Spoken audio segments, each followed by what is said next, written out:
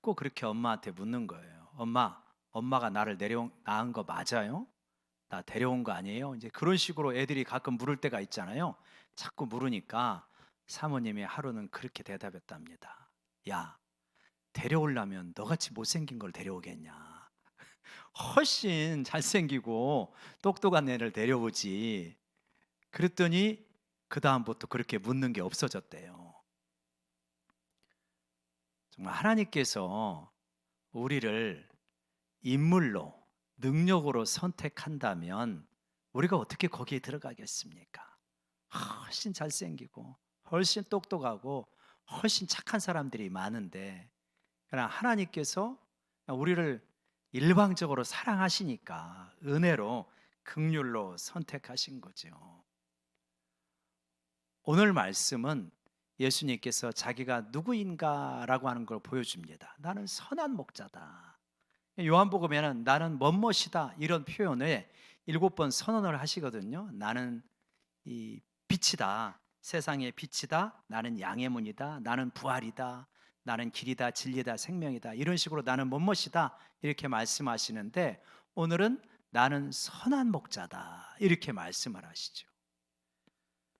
그러니까 선하다고 하는 것은 착하다 이런 뜻도 있지만, 고귀하고 존경할 만하고 모범이 되어진다 이런 뜻이 있거든요. 그래서 예수님께서는 나는 선한 목자다. 그래서 선한 목자는 양들과 특별한 관계를 맺는다 이런 거거든요. 어떤 관계를 맺는 것입니까? 한번 11절 보실까요? 선한 목자는 양들과 어떤 관계를 맺습니까? 11절 같이 읽읍시다. 시작. 나는 선한 목자라. 선한 목자는 양들을 위하여 목숨을 버리거니와. 어떤 식으로 관계를 맺습니까? 목숨을 버릴 정도로 사랑의 관계를 맺는다라고 하는 것입니다. 그 뒤에 이제 싹군이 나오잖아요. 싹군은 목자가 아니다. 그래서 이리가 오는 것을 보면 도망쳐 버린다. 양이 어떻게 되든 간에 상관없이 나는 내 싹만 받으면 되고 내 이익만 챙기면 되기 때문에 내가 위험해지면 그러면 나는 도망간다. 이게 싹군인 거죠. 그런데 선한 목자는 양들을 위하여 목숨을 걸고 싸우고 심지어는 목숨을 바치기까지 한다 이런 거죠. 사무엘상 17장 34절 35절에 보면 다윗의 이야기가 나옵니다. 다윗이 사울 왕의 앞에 가가지고 내가 골리앗하고 싸우겠습니다. 그랬더니 너같이 어린애가 무슨 저런 용사하고 싸우냐 그랬더니 다윗이 사울에게 말하기를 주의 종이 아버지의 양을 지킬 때 사자나 곰이 와서 양떼에서 새끼 물어가면 내가 따라가서 그것을 치고 그 입에서 새끼를 건져내었고 그것이 일어나서 나를 해치고자 하면 내가 그 수염을 잡고 그것을 쳐서 죽였습니다. 내가 이 정도로 용맹하고 곰과 사자를 물리칠 정도니 저 골리앗은 이길 수 있습니다. 이렇게 말하는 거잖아요. 그러면 얼마나 다윗이 목자로서 충성스럽게 일을 했는가 하는 것을 보여주는 거죠. 예수님께서는 이제 구약에서도 목자와 양의 관계로 계속 이야기를 하시는데 예수님께서 그거를 받으셔서 나는 선한 목자다. 양들을 돌보되 자기 생명을 바치기까지 양을 돌보고 양을 위하여서 목숨을 내어놓는다. 이렇게 말씀하시죠. 그러니까 11절부터 18절까지 보면 내가 목숨을 버리노라 라고 하는 표현이 몇 번이냐면 4번 있습니다. 그러니까 이것은 그냥 수사적인 표현이 아니고 진짜 그 정도로 내가 양들을 사랑한다라고 하는 것이죠. 그러니까 목숨을 바치시는 까닭은 무엇입니까? 우리를 구원하시기 위하여서. 곰의 입에 양이 있을 때 그 곰의 입에서 양을 건져내려면 얼마나 사투를 벌여야 곰의 입에서 양을 건져내겠습니까? 우리가 누구의 입에 있는 거예요? 마귀의 입에 있는 거예요. 죄와 사망의 발톱 아래에 있는 거예요. 그것을 건져내시기 위하여서 내가 목숨을 걸고 싸워서 생명을 바쳐서 너희를 건져내노라. 그래서 죄와 사망의 늪에서 우리를 건져내시고 우리 주님의 생명을 바쳐서 하늘에 속한 모든 신령한 복을 우리가 누리고 있는 줄로 믿습니다. 그런 의미에서 우리는 참 부유한 자예요. 근데 여러분, 나는 참 부유한 자다, 나는 참 풍성한 삶을 살고 있다, 그렇게 스스로 자부할 수 있는지요?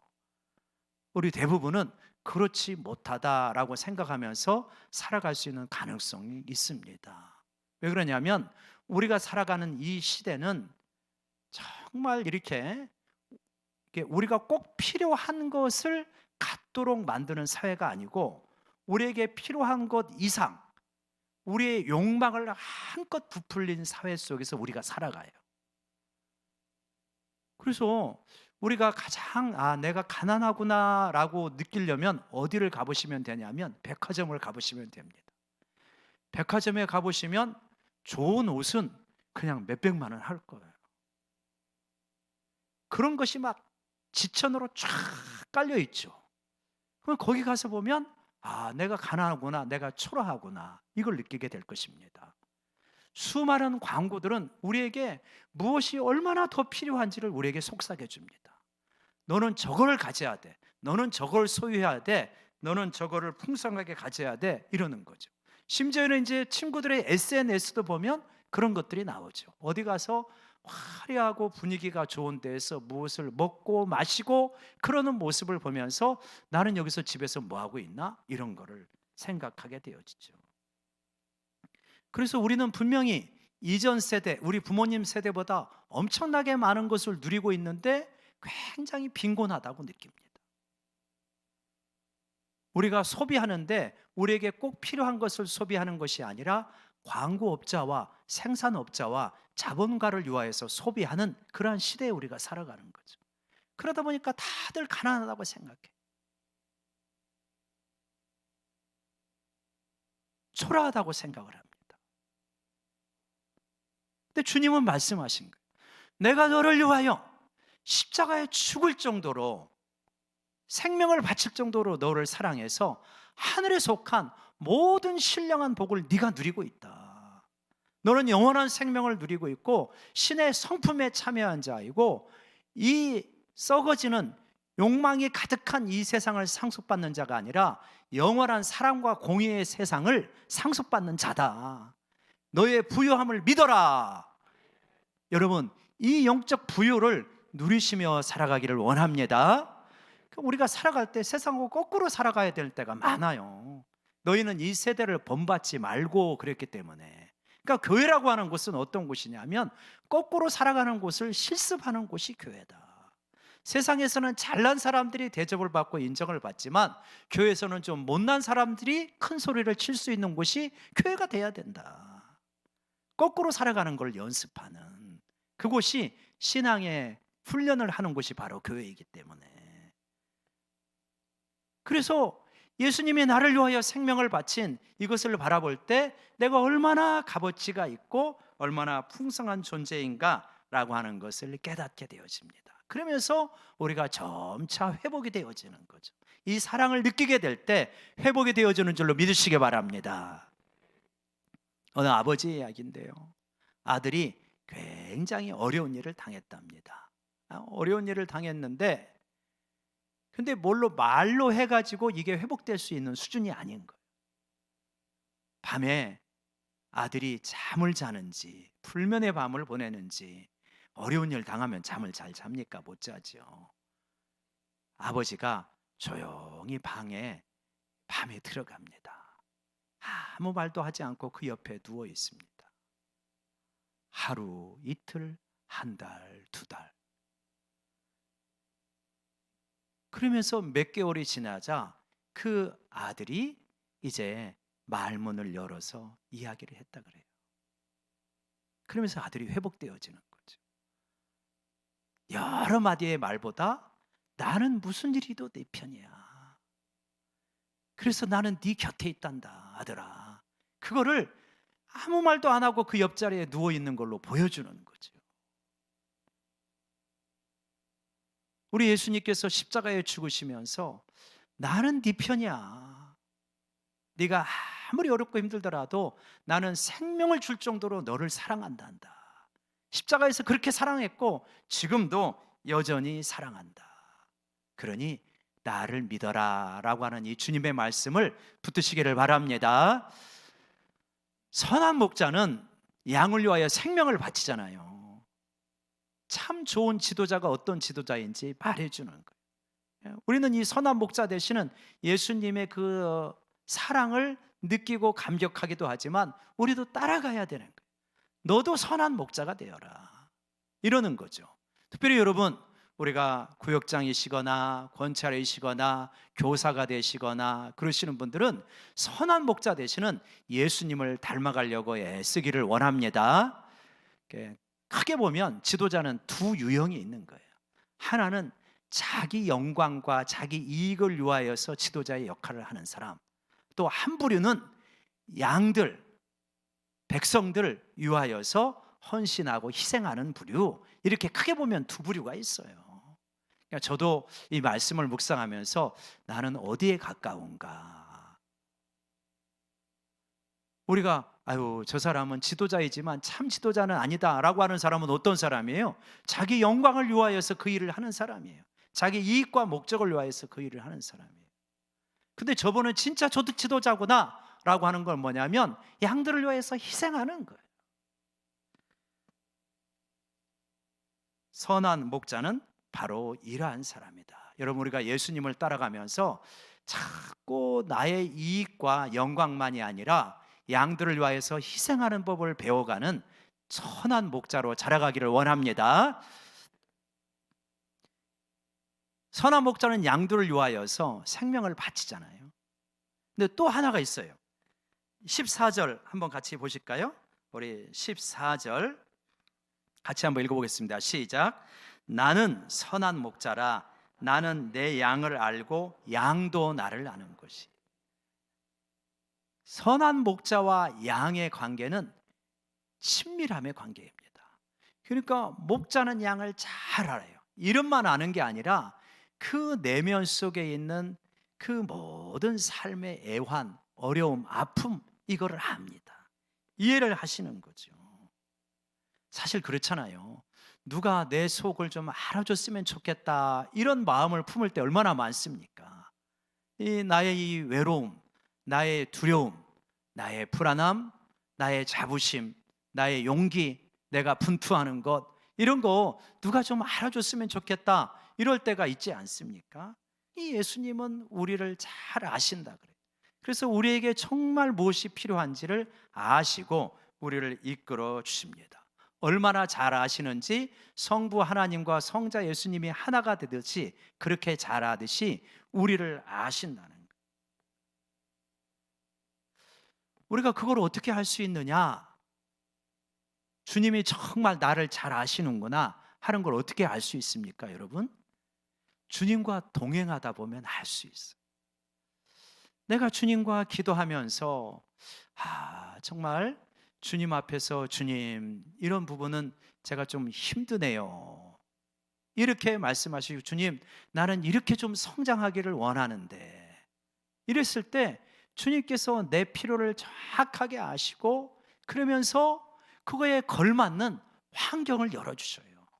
사람을 만나게 해주시고 책도 만나게 해주시고 말씀 속에 깨닫게 해주시고 그러는 거예요. 가끔 여러분들이 그런 표현을 하죠. 목사님, 내 얘기 누구한테 들으셨어요? 이런 이야기 하죠. 어떻게 듣겠어요? 성령께서 내 필요를 아시면서 그 필요에 맞게 성령님께서 부족한 종에게도 감동을 주시는 거죠. 하나님께서 우리를 잘 아시고 가장 선한 길로 우리를 이끌어 가시는 줄로 믿습니다. 그래서 내가 주님을 알고 주님이 나를 아는 이 친밀함이 우리의 힘입니다. 나의 힘이 어디 있는가? 친밀함에. 여러분 믿으시기 바랍니다. 하나님은 나를 사랑하시는 것뿐만 아니라 나를 좋아하신다는 걸 믿으시기 바랍니다. 이게 참 위로가 돼요. 여러분, 순수하게 누가 나를 좋아하는 사람, 이거 있으면 얼마나 기쁩니까, 여러분? 저 사람은 정말 나를 좋아해.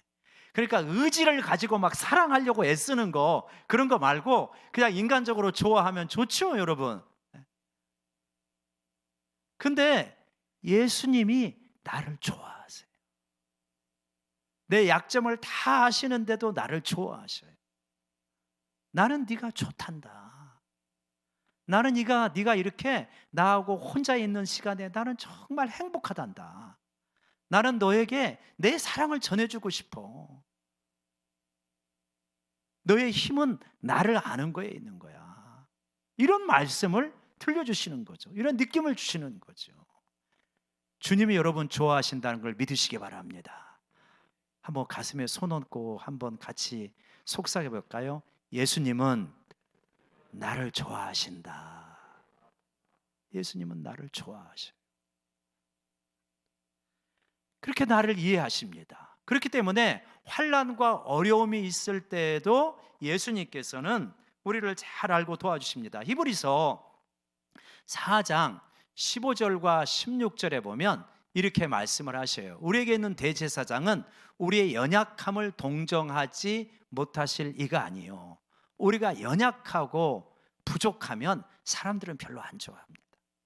너 왜 그 정도밖에 안 되냐? 너 왜 이렇게 판단력이 부족해? 왜 이렇게 지혜가 부족해? 왜 이렇게 의지가 약해? 이러시잖아요. 근데 예수님은 우리 연약함을 동정하지 못하는 분이 아니시다. 주님, 제가 또 이래요. 그럼 나는 너를 안단다. 힘을 내라. 이렇게 말씀하시는 거죠. 그리고 모든 일에 우리와 똑같이 시험을 받으신 이로되 죄는 없으시니라. 그러므로 우리가 긍휼하심을 받고 때를 따라 돕는 은혜를 얻기 위하여 은혜의 보좌 앞에 담대히 나아갈지어다. 여러분, 우리 연약함을 아시기 때문에 우리를 긍휼히 여겨주시는 분이 주님이신 것을 믿으시기 바랍니다. 그래요, 우리가 넘어질 때가 있죠. 왜 안 넘어지겠습니까? 넘어질 때가 있죠. 맥스 루카이도라고 하는 그러한 목사님이 계시는데, 이분은 이제 시골에서 자랬대요. 진짜 미국은 땅이 워낙 크잖아요. 그러니까 이제 내륙 지방에는 바다가 없는 거예요. 그러니까 조그마한 호수, 저 끝이 금방 보이는 이런 데서 살다가 이제 캘리포니아 태평양 바다를 보러 가는 때가 있었대요. 어렸을 때. 자기 이제 친척을 따라 갔는데 그 막 바다가 얼마나 넓고 파도가 밀려오는데 너무너무 신기한 거예요. 그래서 바다를 한참 보다가 이제 자기 친척 삼촌한테 말했대요. 삼촌, 파도가 계속 밀려와요. 파도가 계속 밀려오잖아요. 그러니까 이제 초등학생 정도 되는 아이가 처음으로 바다를 본 그 광경을 한번 상상해 보세요. 파도가 계속 밀려와요. 그렇단다. 맥스야, 놀라운 게 있단다. 뭐예요?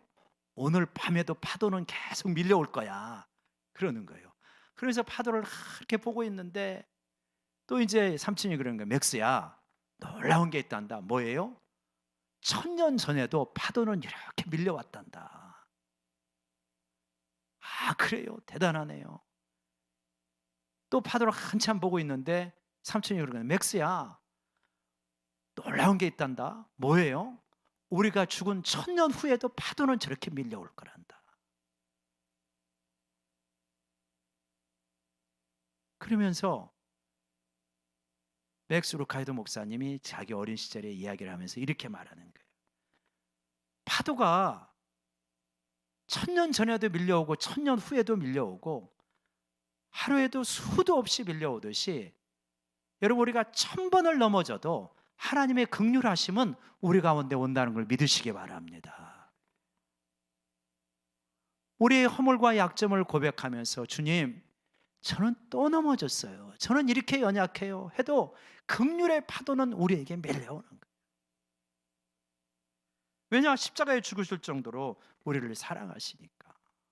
여러분 가운데 정말 어려움이 있고 힘든 일이 있다고 한다면 이 주님 앞에 긍휼을 베푸시고 우리를 잘 아시는 주님 앞에 여러분의 어려움을 내려놓으시기를 바라십니다. 그러면 하나님께서 우리를 회복시키셔요. 우리 교회에 그런 분들이 여러 분 기억나요. 교회 올 때 정말 어렵게 왔어요. 많은 빚을 지고 온 분도 있습니다. 인간관계가 정말 파탄 직전에 오신 분도 있습니다. 삶의 허무에 완전히 쪄들어가지고 정말 이 살 희망이 없는 가운데 오신 분도 있습니다. 근데 그렇게 오셨는데 오셔가지고 예배를 드리고 예수님 앞에 엎드리고 주님 앞에 힘든 순간 계속 기도하고 그러면 한순간에 하나님 회복시켜 주시지는 않더라고요. 은혜는 주시지만 한순간에 환경을 회복시켜 주시는 않아요. 근데 5년 지나고 10년 지나고 15년 지나고 보니까 어느 사이인가 놀랍게 회복되어지는 것을 발견하게 됩니다. 할렐루야. 여러분 그거 믿으시기 바랍니다. 지금 너무 어려워도요, 우리를 긍휼히 여기시고 때를 따라 돕는 이 하나님 앞에 나아가서 엎드리셔요. 근데 그걸 짧게 하는 방법이 있더만요. 짧게 하는 건 뭐냐면 좀 자주 나가는 거야. 주님 앞에 자주 나가가지고 많이 엎드리고 많이 울고 많이 매달리고 그러면은 이 기간이 짧아져요. 그걸 볼 때마다 야, 정말 우리 주님은 좋으신 분이다.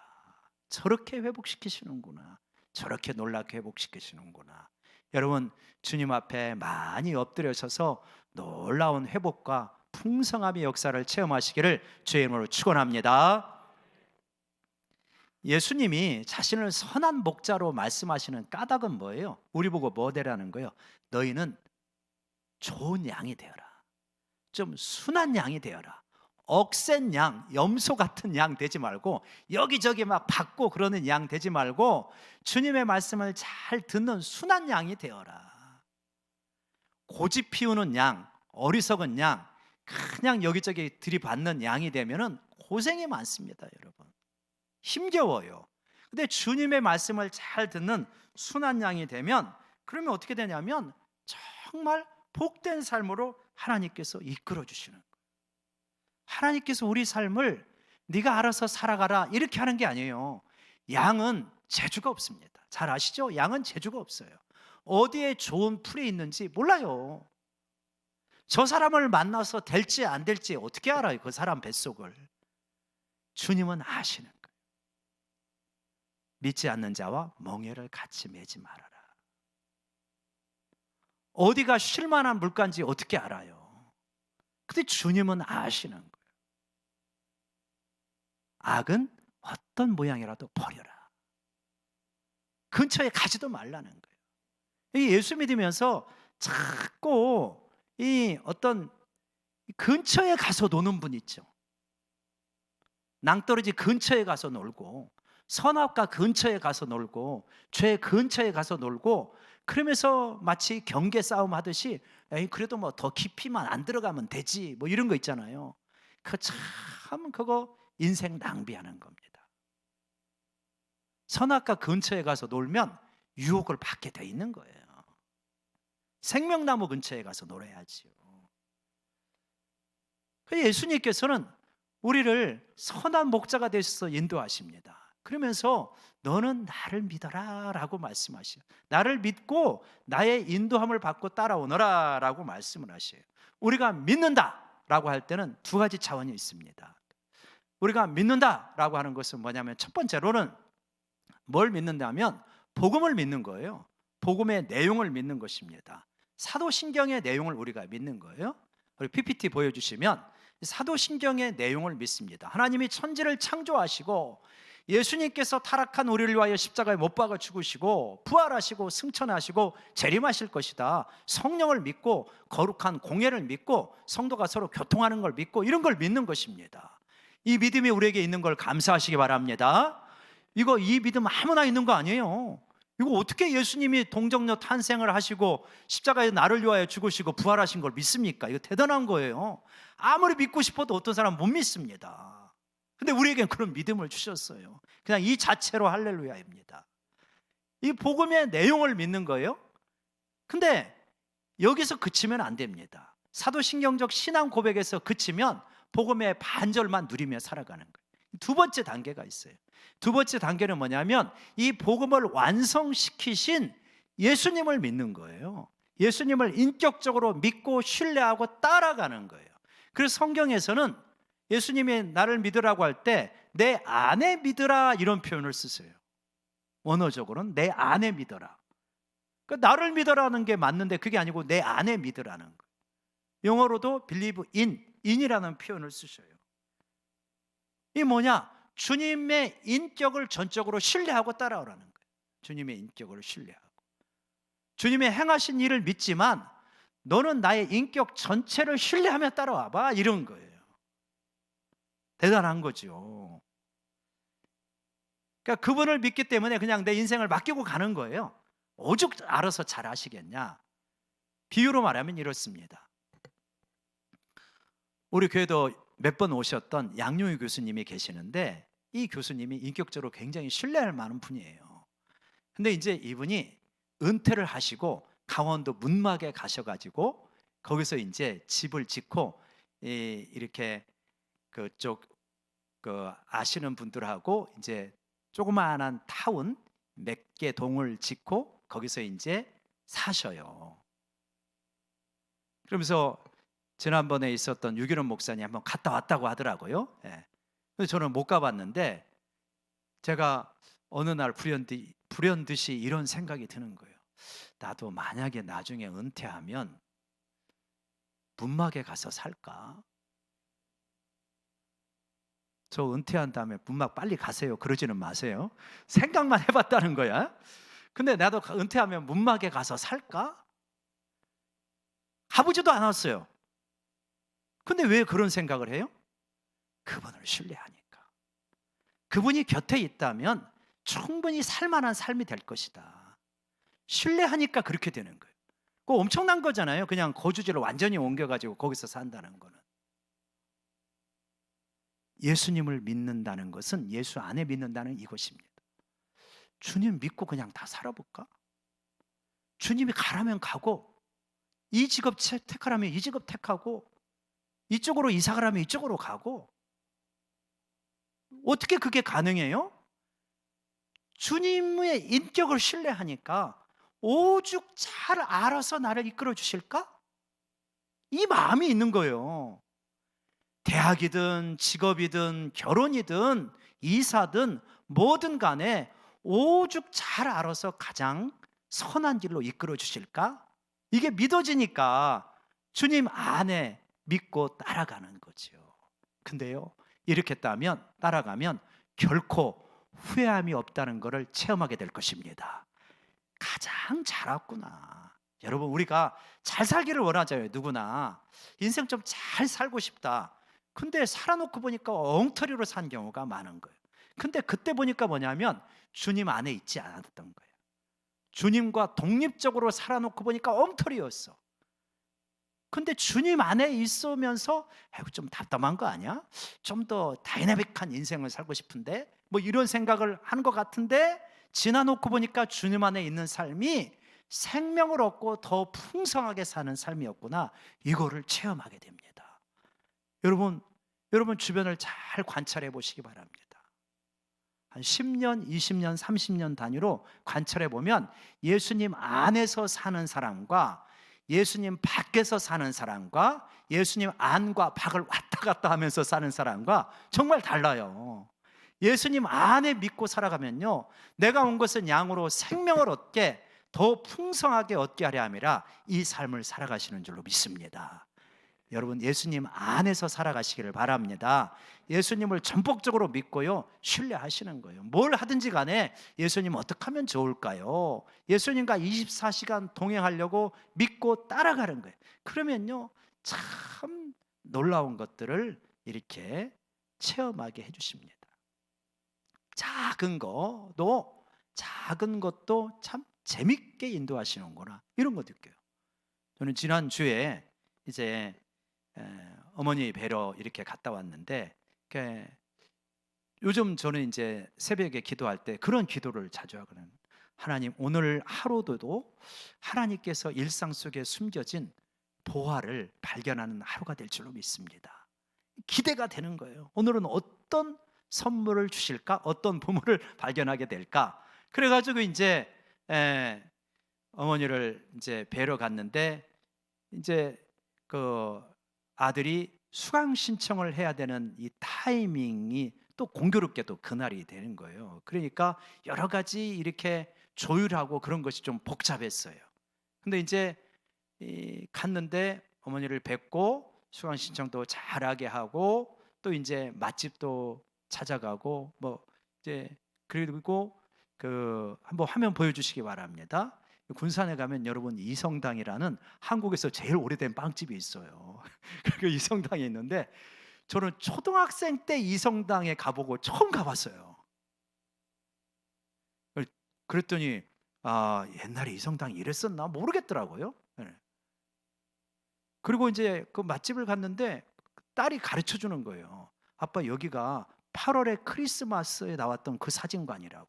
그걸 가보니까 진짜 사진관이 저렇게 소박하게 생긴, 우리 송탄에 저런 사진관 없습니다. 저건 이제 한 80년대나 있던 그런 사진관이죠. 그런 사진관도 있고.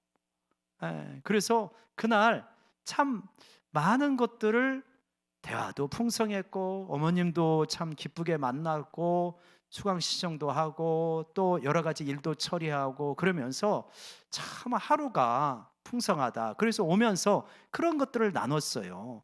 오늘 그 아이가 그래요. 오늘은 참 의미가 있는 그런 시간들이 많았다. 우리 주님이 인도하셔서 그렇지. 이렇게 나눌 수 있었어요. 여러분, 목자 되신 주님을 따라가면 하루가 주님이 우리의 일상 속에 숨겨진 그러한 소중한 선물들, 마치 보물찾기 하듯이 많이 만날 수 있다는 걸 믿으시기 바랍니다. 기대가 되어져요. 그러면 하루가. 올해 어떨까요? 목자 되신 주님을 따라가면 올해 얼마나 참 놀라운 일들이 있을까? 목자 되신 그분이 얼마나 또 세팅을 기가 막히게 해놓고 계실까? 코로나가 있어도요, 두려워하시지 마시기 바랍니다. 코로나까지 거 뭐가 그렇게 문제가 되겠어요? 우리 주님과 함께 동행하면 설사 그런 일이 없으시기를 바라지만 일주일 동안 격리가 되어도 놀라운 일들이 있다는 걸 믿으시기 바랍니다. 저는 플랜 B를 가지고 있어요. 코로나로 격리되면 가져갈 책들을 세팅을 해놨어요. 가가지고 이때는 그동안 못 읽고 요거 전집 이거 꼭 읽고 올 거야. 이거. 거기 가면 거기 나름대로 은혜가 있는 거지요. 목자 되신 주님을 따라가는 삶은요, 여러분 복된 삶입니다. 생명을 얻게 하고 더 풍성하게 얻게 되는 삶이라는 것을 믿으시기 바랍니다. 그냥 우리는 목자만 따라가면 돼요. 너무 고민 마시고 목자만 따라가시는 여러분, 예수님 안에 믿으시는 여러분이 되어서 풍성한 삶을 살아시기를 주의 이름으로 축원합니다. 우리 같이 말씀 생각하면서 기도하기를 원합니다. 주님, 목자 되신 예수님을 따라가기를 원하고 예수님 안에 믿기를 원합니다. 그래서 정말 생명을 바치는 예수님의 사랑을 느끼고 나를 너무나 친밀하게 하시는 그 친밀감 속에서 정말 힘을 얻고 살아가는 우리 인생이 되기를 원합니다. 우리 목자 되시는 예수님을 따라가는 인생이 되게 해달라고 우리 같이 한번 하나님 앞에 기도하는 시간 갖도록 하겠습니다. 아버지 하나님, 이 시간에 우리 목자 되시는 예수님을 따라가는 우리의 인생이 되기를 원합니다.